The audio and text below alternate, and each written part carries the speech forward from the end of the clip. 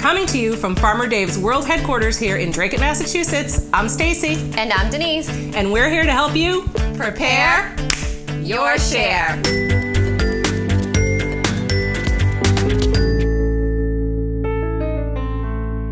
In this Vegisode, we're talking about this rainbow in front of me, peppers. Did you know that peppers are actually a fruit? They're produced by a flowering plant that contains seeds.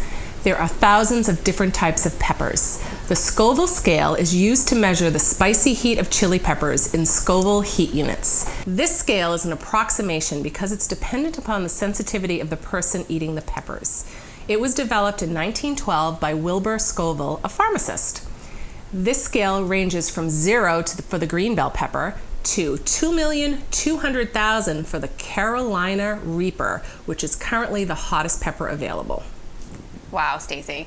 Some of the peppers you would normally see in your CSA shares and at farmers markets and farm stands are the following: green bell, Carmen, yellow cone, Cubanelle, ají dulce, it's a tricky one, poblano, jalapeno, cherry bombs, habaneros, and Thai chilies. Something else that we have here that's ready is we have, here we go. These are the cayenne. Don't mess with these. Make sure you wash your hands after you chop them up. Absolutely. And these range from sweet to slightly spicy to hot. A couple of fun facts on chili peppers. Not all peppers from the same plant have the same level of heat. So if you're growing them at home and you only have one pepper plant, chances are you're going to notice it's going to differ from pepper to pepper. The area of the chili pepper that contains the highest level of capsaicin is actually near the stem. So this will explain when you are eating a jalapeno popper at a restaurant. You take a bite of the first one. It's spicy, but not so bad. Second bite, a little more spicy, still not bad. Then you take it and you put the rest of the pepper in your mouth and you bite off right up to that stem and you're like, oh my goodness, that was hot. That's why the capsaicin is more concentrated right up here. Another question that I hear often are red jalapenos hotter than green? Often they are, but the red ones also have a fruitiness mixed in with that heat. What is a good indication of heat is the scarring that's on the pepper, like these right here. That scarring means that the pepper is older. Any white flecks, anything like this. Now a smooth pepper, such as this, means it's a younger pepper and it's more mild. So first we will talk about how to clean and slice our sweet peppers. There are a couple of ways to do this. So we want to first start with a small sharp knife. Right here. Right here. Now, the first method is going to be to chop the top off and slice down the side. Denise is going to show you right here. Top right off, and then slice right down the side. Notice how she's keeping her fingers right away. Open it up. Okay, now the ribs and the seeds need to be cleaned out. Now you can either do this with a knife or just with your hands and rip it out. It just depends on the pepper. There you go. Okay. That looks pretty good. Now the stem itself, that pepper that's around there is still usable. That stem should pop right off, or you can cut it. There you go. If you don't wind up eating that, I wind up saving it and throwing it in the freezer and using it for stuffings and things like that. So absolutely. So now you're going to cut the pepper into strips. Notice how she's cutting it with the inside up. Please don't try doing it this way. Your knife, there's a great chance, especially if it's a thicker pepper like a bell, that that knife blade is going to slide right off and then you're going to wind up nicking yourself. So doing it from the inside, like Denise is doing, it's keeping it stable. Nice. So the second method is to go in through the top with a knife, cut around the stem. I'm going to use this baby. That's a beautiful one. Okay. So Stacey's going to cut around the stem to remove it. Now many of the seeds are going to come out with the stem, which is great. And then she's going to slice down the side of the pepper. Here we go. There it is. There we go. And we're going to remove the ribs and the seeds.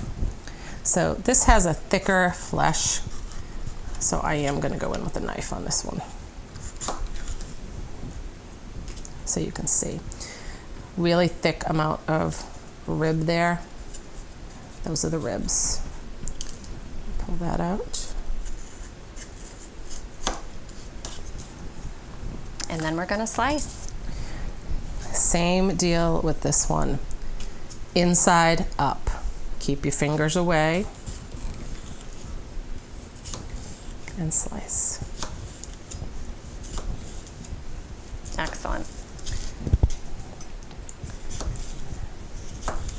Now we're going to talk about storage. Short-term storage on these are great to have ready at the beginning of the week, and then put them in a resealable plastic bag with a paper towel. That paper towel is going to keep the moisture away so they don't spoil quite as quickly. You can also do this if you have plastic containers. I put a piece of paper towel in the bottom of the container, and then I stack the peppers on top of it. And then sometimes, depending on the humidity in the fridge, I may stick another piece of paper towel on top of that. Okay. Long-term storage, you want to pack tightly in a freezer bag and remove as much air as possible. So here's the fun part. If you don't have a proper sealer at home, you can do this. Put the straw in and remove the air, just like that. Now, obviously, this is just for show. We would actually stack this full and then do it. Yes. Otherwise, if you're sucking the air out, you may wind up a little lightheaded. Little bit. It's a lot of air to suck out. So that's how you do it. And having those in the middle of winter, nice and fresh, is amazing. I mean, sausage, peppers, and onions in January with farm peppers are really, really, really delicious. Delicious. Now, you can also cut and clean peppers and leave them whole, which is one of my favorite ways to do it. Slice them in half or quarters and freeze them. They can be used for so many different things during the winter time. So you can use these for stuffed peppers during the winter months. They're also fantastic for cherry bombs or jalapenos. Watch this. So we have cherry bombs. I'm going to go in with the paring knife. Hold at the very edge and very carefully go right around. Notice that I'm moving my fingers as the blade is getting close, so there's no slippage here. I'm going right around. Then you wiggle that stem, and that's off. Now that little bit that's in there, I just have a knife here, just kind of working it. You want to try and hollow out some of the seeds. Now the seeds are really hot, right, Stacey? The seeds and the ribs hold a lot of the heat, so by doing this, it really mellows the pepper out. Don't get me wrong, it's still going to be spicy, but it does remove a good amount of it. Also, if you have one of those really small teaspoons, even a child's teaspoon kind of a thing, like that little, or a serving teaspoon, you can get right in there and it really gets all that out.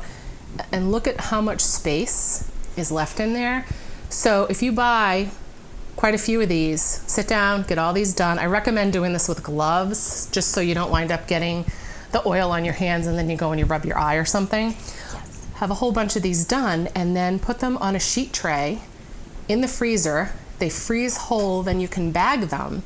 And I've used these and done this with jalapenos as well. I have appetizers for New Year's Eve, and they're farm fresh peppers, and then we just stuff them with either cornbread or a cheese mixture or something like that and bake them off, and they're fantastic. So some serving suggestions. Raw pepper strips dipped in dressing or hummus. What have you got, Stacey? Dice up for some crunch in green salads, pasta, potato salad, or even stir them into your scrambled eggs. How good. Delicious. Does this look? I realize this salsa's pepper overload, but that's how we roll. Agreed. So, that looks great. There you go. Simple suggestion, after school snack in the lunchbox. Absolutely. It'll keep, it's healthy, it's yummy, it's crunchy, it's perfect. Enjoy. Stuffed peppers. These are so versatile. Have some base ingredients ready, then play with your spices. I'm gonna go Mexican with mine. This mixture that I have has, you can either use pulled chicken or I actually used chorizo. Then I did some diced onions, peppers, garlic, and jalapenos. Quinoa is my grain. I also used cumin and some chili powder, and I did some garlic powder and some diced garlic at this point. I added some black beans, cilantro, chopped tomatoes, or you could use prepared salsa. If you don't have any tomatoes, it's perfectly fine.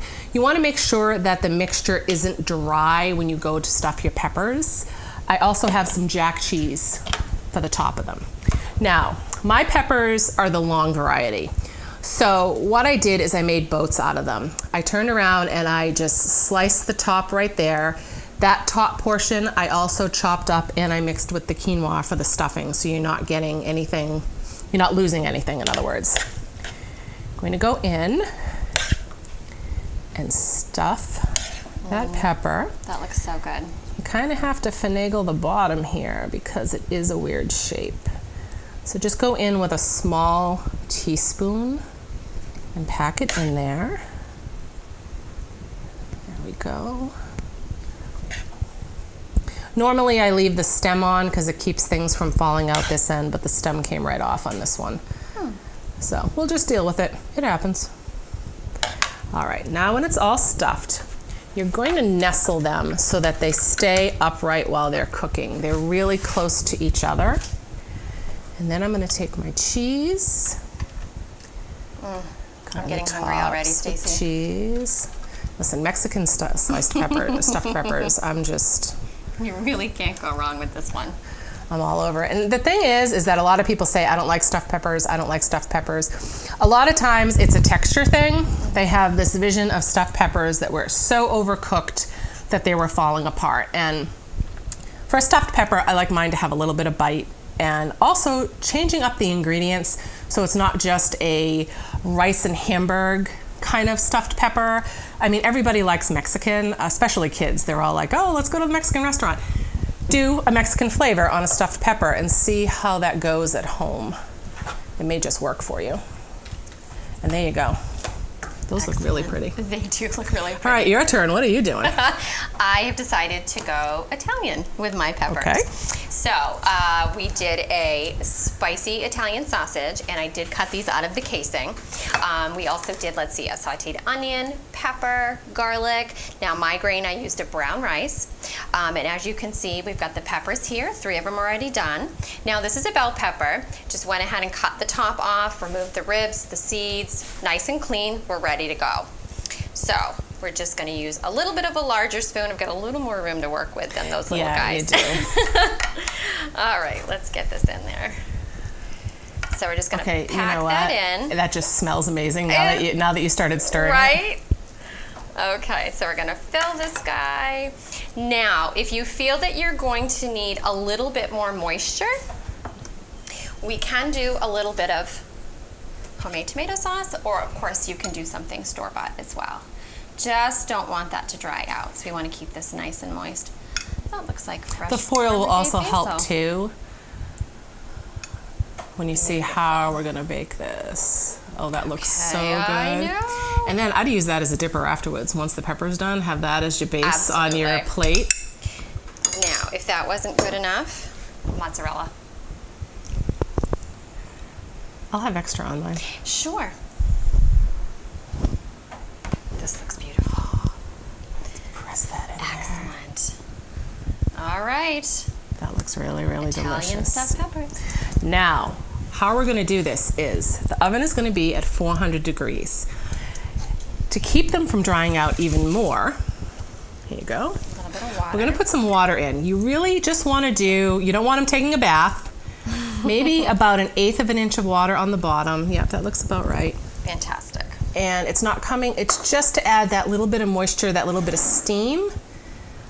So then when the peppers cook, nothing dries out. And that steam also helps cook the pepper, believe it or not. Just makes a nice little environment there. Now we would tent this with foil. Like I said, 400 degrees.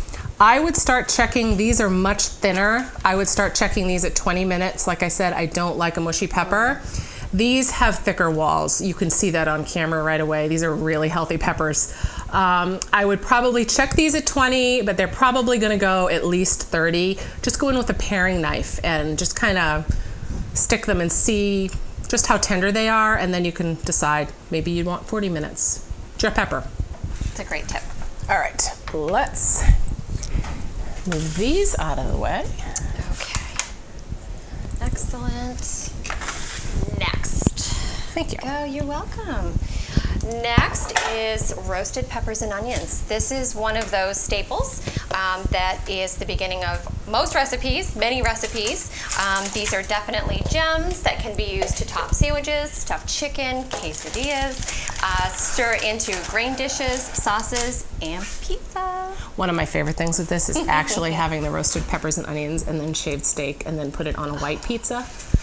It's like a Philadelphia cheesesteak on a pizza. It's awesome. Delicious. So what we have here, now there's a couple ways you can do it because there's a couple different thoughts to this. Like I said, I'm not a fan of mushy peppers. So I start my onions first. And then when the onions have cooked about 15 minutes and I've stirred them, then I will go and I will add my peppers. It takes a little bit more time. It's just the way I roll. But right here, we have everything together because we're just going to do a quick recipe for you. As you can see, they're really cut to a medium thickness.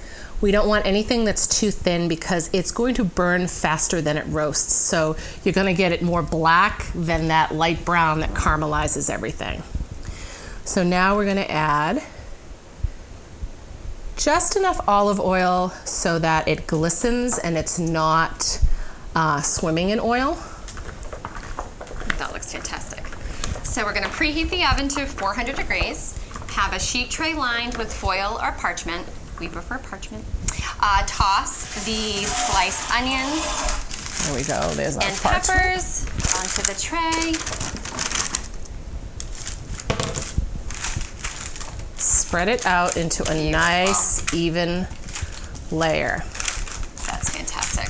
See how there's still some spaces between them? You don't want to have it piled.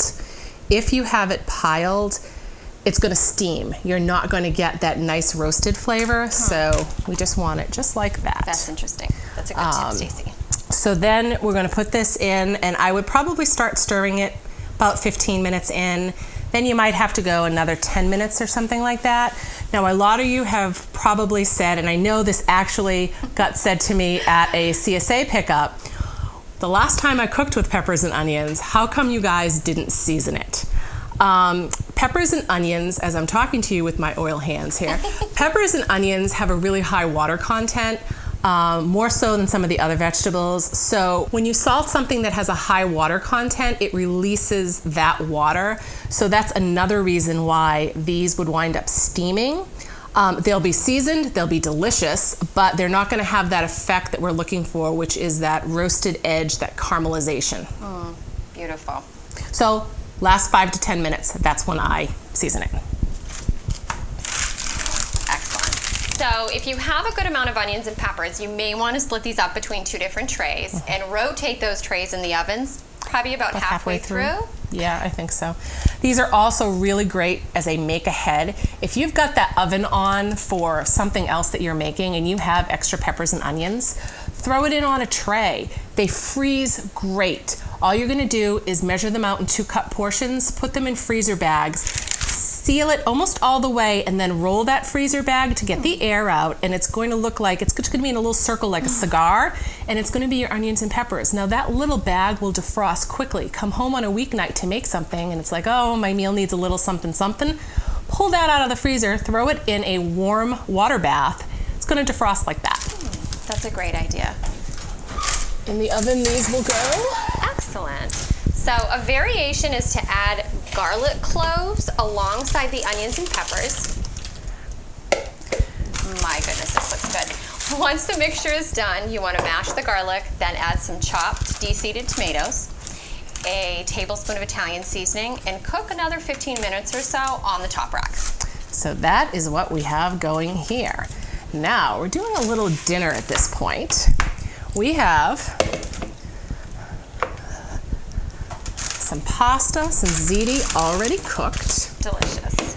Now, I'm gonna hold this and let's scoop these right in. Keep in mind, think about this. You have your pasta going as soon as you get home from work. You have all this pre-cut in your refrigerator in a bag. Dump it onto the tray, throw it in the oven, go get changed, do whatever you have to do. This is cooking away. Then at the last minute, you're gonna toss everything together. So we have that. And then amazing. I think we need some mozzarella. I think we do too. Let's do some. Never have too much cheese. You really can't. Just go for it. Really? Just go for it. Okay, because I really wanted to. And then that sauce that Denise had that we used in the peppers, I'm gonna put some of that in as well. Oh my goodness. All right. Delicious. Stir that up. Keep in mind, everything else is already well seasoned. That pepper has tons of dried spices on it already. You have the garlic. You have the bay leaf I forgot to take out. I throw in whatever spices need to be used sometimes, because you know you really should use up your spices and replace them. So if I notice something I haven't been using. I wish you could smell this. It's amazing. That smells awesome. It sure does. Can I have a spoon? You sure can. I say we try. Because I want to try your sauce. Nice sauce. Nice. All right. Excellent. There's dinner. Enjoy it. Mozzarella.